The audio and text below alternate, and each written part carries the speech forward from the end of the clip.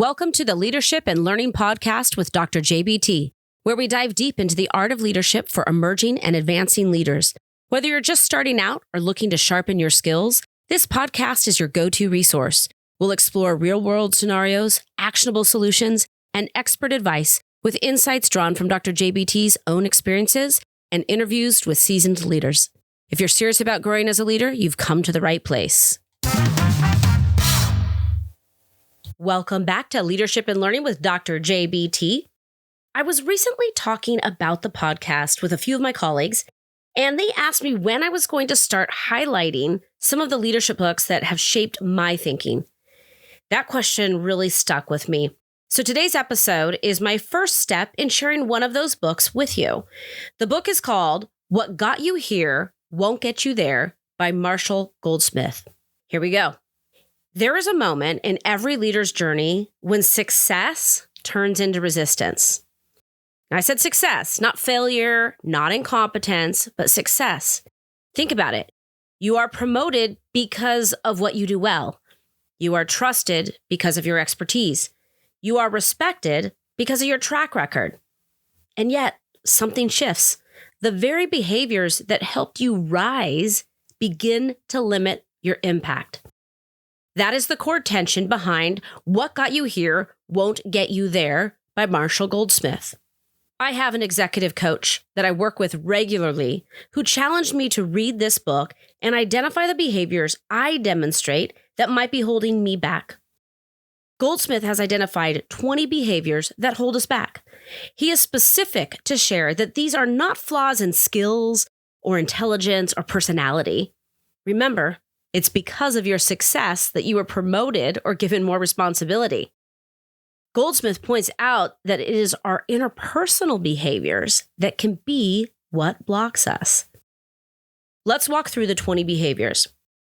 And if one of these resonates with you, I encourage you to pause the podcast and take a moment for self-reflection. Awareness is always the first step. And if you make it through the entire list without pausing, I strongly suggest listening a second time because most of us should be stopping more than once. I know I am guilty of a few of these myself. Okay, let's dive in. Behavior number 1, winning too much. Sometimes leadership turns conversations into competitions. Not every discussion needs a winner.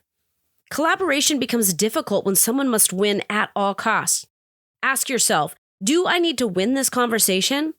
What might happen if you focused more on listening than proving a point? When leaders enter every conversation needing to win, people eventually stop engaging.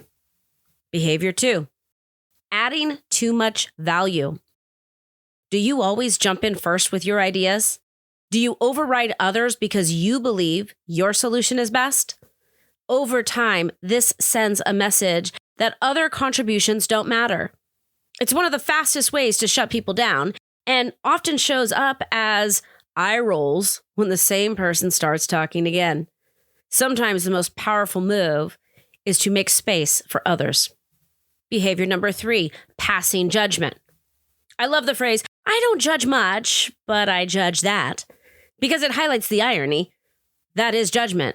People bring different values, perspectives, and standards to the table, and those differences often lead to better outcomes. When leaders judge what doesn't align with them, they eventually find themselves excluded from conversations rather than included. Behavior number 4, making destructive comments. Mean-spirited comments, often disguised as sarcasm or humor, create unsafe environments. Everyone knows when a joke cuts too deep.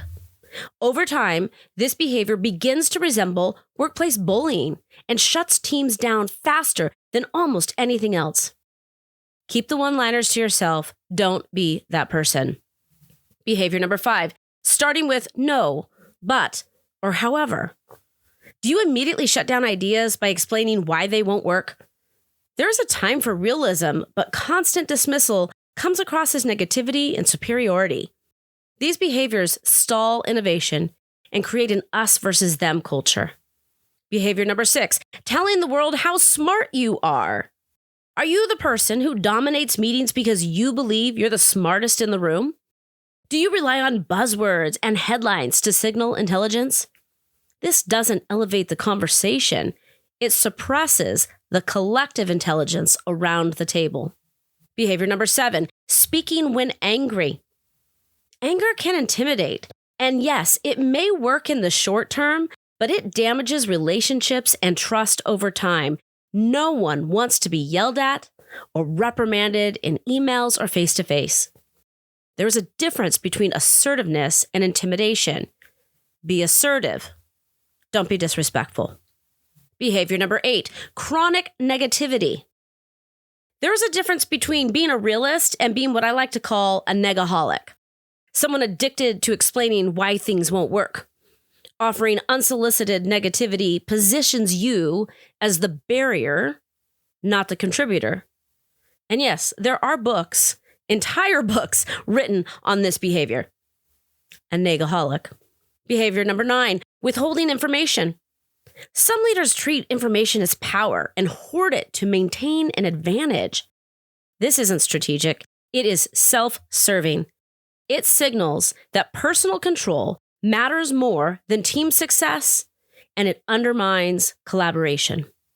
Behavior 10, failing to give proper recognition. Recognition is directly tied to motivation and satisfaction, regardless of what you may think. Withholding it doesn't make teams stronger. It makes them disengage. It takes very little effort to acknowledge good work. Just do it. Behavior number 11, claiming credit you don't deserve. Taking all or too much credit erodes trust quickly. You can acknowledge your contribution without erasing others. I've personally experienced situations where my work went unmentioned, and it permanently changed how I viewed that relationship. Give credit where it is due. Behavior 12, making excuses. This one hits close to home for me. I'm notorious for complaining about Google Suite and blaming it on the fact that I'm a Gen Xer. Instead of changing my mindset, I make excuses. And I know it drives my team crazy. Excuses keep us stuck in cycles we could actually break. Don't make excuses. And that one I am preaching to myself. Behavior 13, clinging to the past. This behavior shows up when leaders blame predecessors for current challenges. Statements like, if the person before me had done X, ... it removes ownership. The message becomes, I cannot be the problem. History is. Behavior 14, playing favorites. It's natural to connect more easily with some people than others, but leadership requires fairness. You don't have to like everyone you lead equally, but you do have to lead everyone well equally. Behavior 15, refusing to express regret. Leaders who won't admit mistakes or apologize or acknowledge harm lose credibility. Deflection and blame only widen the gap. A sincere apology goes further than most leaders even realize. Behavior 16, not listening. This is passive-aggressive leadership. Listening to respond instead of listening to understand leaves people feeling dismissed. Others notice, and they remember how you made them feel. Behavior 17, failing to express gratitude. Not saying thank you may seem minor, but people remember it. I certainly remember who doesn't express appreciation. Gratitude signals that contributions matter. Without it, people disengage. Behavior 18, punishing the messenger. Attacking the person who brings hard information isolates leaders quickly. When messengers are punished, truth disappears, and leaders are left in the dark. Behavior 19, passing the buck. This mindset says it must be everyone else's fault. Responsibility is deflected, fingers are pointed, and trust erodes. Leaders who refuse accountability eventually stand alone. Lastly, behavior number 20, an excessive need to be me. Hiding behind authenticity can become an excuse for harmful behavior. Being authentically you is not a free pass to be dismissive harsh, or unkind. Authenticity does not absolve impact. Okay, that is a list of 20 behaviors. I hope you paused a couple times to reflect on your own behavior. I know it can be easy to listen to that list and think, well, everyone does some of these. And that's true. The issue isn't whether these behaviors ever show up. The issue is what happens when they become patterns, especially for leaders with positional power. As you move up in leadership levels, your behaviors don't just affect your performance. They shape culture. They influence psychological safety. They determine whether people bring you their best thinking or their safest thinking. These habits matter because leadership impact compounds. A small behavior, repeated over time, sends a powerful message about what is rewarded, tolerated, or avoided. And here's the uncomfortable truth. Most of these behaviors don't show up on performance evaluations. They show up in silence, in disengagement, in meetings where fewer people speak, in teams that comply but don't commit. That is why this work is not optional for leaders who want to continue growing. Let's talk about a simple framework for reflection and growth. Awareness alone isn't enough. Goldsmith is clear about that. So here's a practical 4-step framework to help you move from recognition to change. Step 1, notice the pattern. Not the one-time moment, but the pattern. Ask yourself, when does this behavior show up? Who does it show up with? What situation triggers it?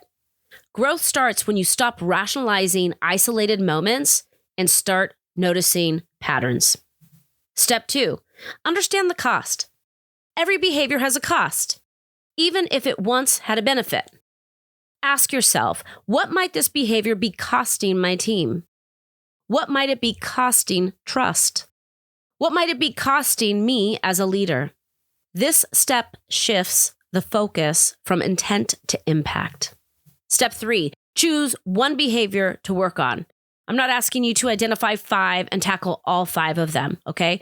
Choose one. Leadership growth is not about fixing everything at once. It just can't be. It's about focused discipline. So choose the behavior that shows up the most often, or has the greatest relational impact, or has already been hinted at in feedback. Focus on one. Step 4, replace, don't just remove. Stopping a behavior without replacing it creates a vacuum, okay? If you tend to interrupt, practice pausing. If you tend to shut ideas down, practice asking one curious question. If you tend to withhold recognition, practice daily acknowledgement. Growth happens when old habits are intentionally replaced with new ones. That said, you cannot do this work alone. Self-awareness has limits, especially in leadership roles. Growth accelerates when leaders ask for specific feedback. Go ask your peers, ask your team members, ask your boss. Invite accountability. Signal that honesty is safe. If you ask them and they give you honesty and you retaliate in some form or another, you will not get that honesty again. And do not just do this one time. Do it consistently. Goldsmith often emphasizes that change becomes real only when others experience it, not when leaders declare it. This work is uncomfortable because it asks leaders to examine behaviors that once brought praise, promotion, and success. But leadership maturity requires a new question. What do I need to let go of in order to lead at this level well? The leaders who continue to grow are the ones willing to do the hardest work, the work on themselves. Hopefully this episode has intrigued you to go purchase the book, What Got You Here Won't Get You There by Marshall Goldsmith. Again, it's in my top 5. Highly recommend. So thank you for listening. Keep leading, keep learning. This is Leadership and Learning with Dr. JBT signing off.